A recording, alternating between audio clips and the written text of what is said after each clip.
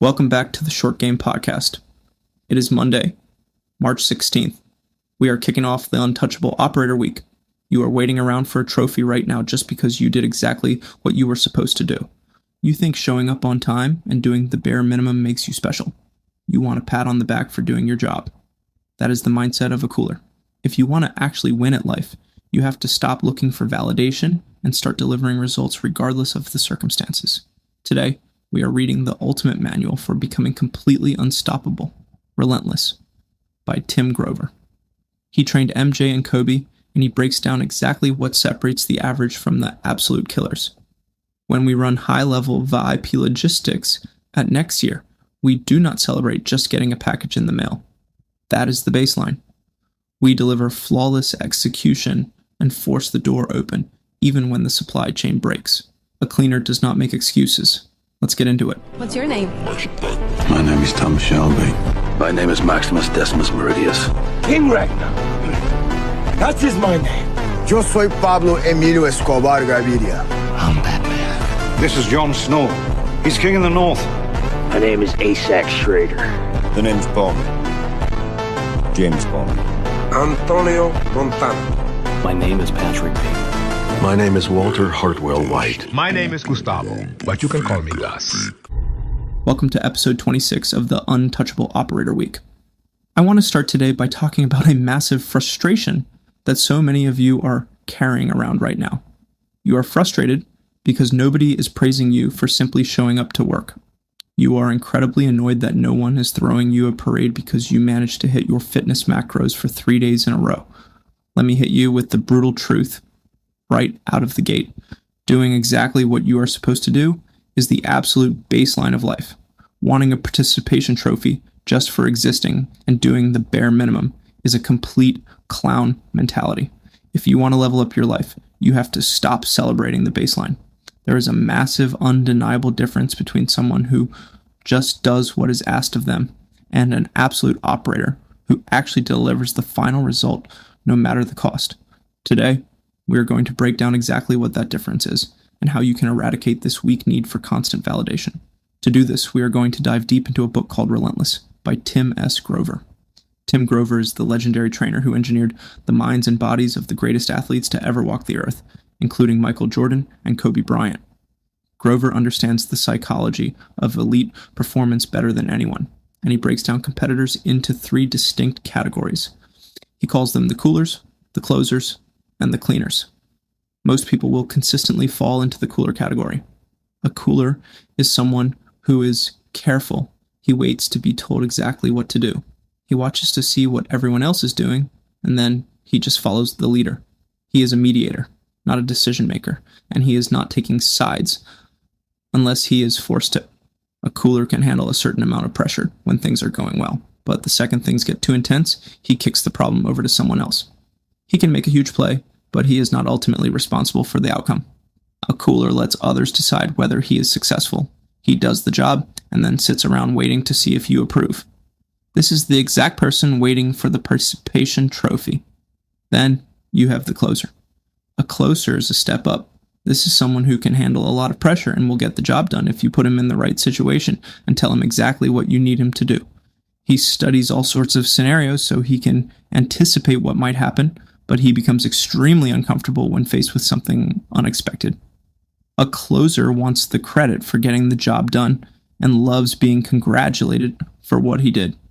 He seeks attention and credit, and he is very aware of what everyone else is doing and what others think of him. A closer feels successful simply when the job is done. But then there is the third category, the absolute apex predator of the group. This is what Grover calls the cleaner. A cleaner is the most intense and driven competitor imaginable. Cleaners quietly and forcefully do whatever it takes to get what they want. A cleaner does not wait to be asked. He just acts. Cleaners do not wait for validation. They do not seek attention, and they certainly do not need a pat on the back. They take responsibility for everything. When something goes wrong, they do not blame others, because they never really count on anyone else to get the job done in the first place. They just clean up the mess and move on. Think about the custodian who quietly works alone, late at night. He calls no attention to himself. No one sees him work, no one knows what he does, but the job always gets done. Grover describes the cleaner as a predator with a dark side that refuses to be taught to be good. They have a zone they step into where they shut out everything else and control the uncontrollable. When everyone else is hitting the panic button, they are all looking for the cleaner. A cleaner makes decisions, not suggestions.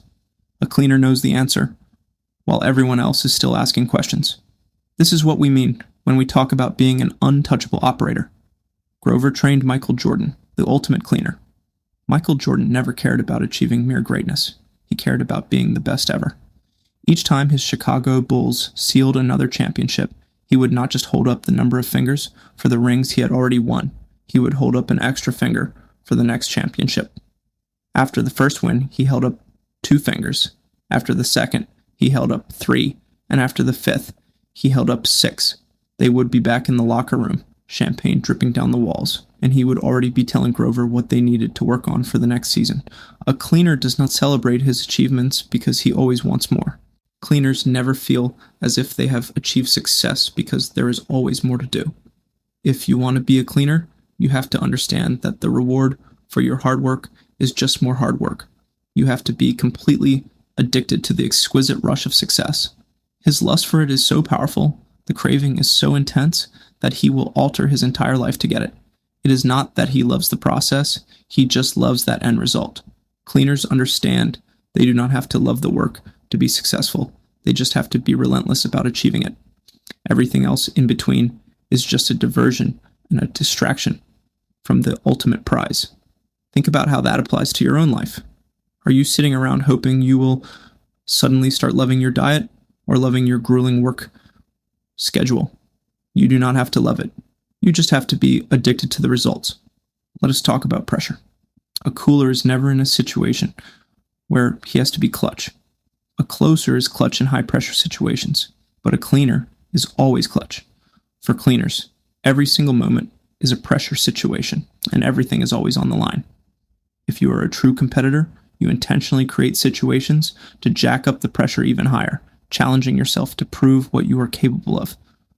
Grover tells a story about Dwayne Wade during the 2012 NBA championship. Wade had a damaged knee that clearly required surgery. A different player might not have made the call to Grover. They would have tried coping with the pain, hoping the knee would hold out. But when a championship is on the line and you are a cleaner, you do not let others carry the load, and you do not just hope it all works out. You make every possible move to put yourself exactly where you need to be. Wade and Grover worked out until 2 in the morning in the arena, away from teammates and media, doing whatever it took. Wade did not want anyone patting him on the back for playing through pain.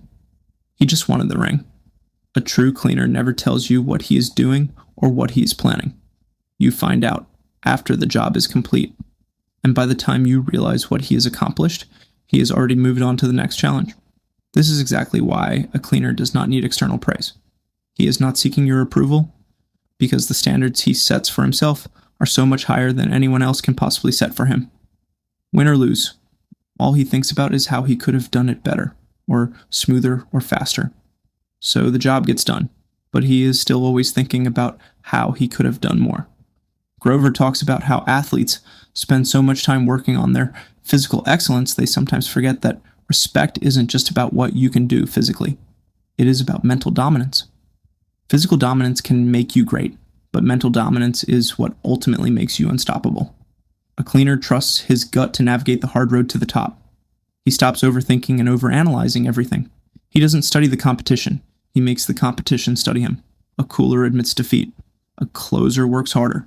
A cleaner strategizes for a completely different outcome. We must bridge the gap between the theory of Tim Grover's cleaners and our everyday reality. This is core value number 2, the operator reality. Let me use my own business NexYear as the perfect example of this standard. At NexYear, our core competency is strategic gifting and logistics. We send custom physical assets in the mail. Do you think we pop champagne in the office just because a package successfully arrived at its destination? Do you think we throw a massive party because the tracking number says delivered? Absolutely not. That is the bare minimum of logistics.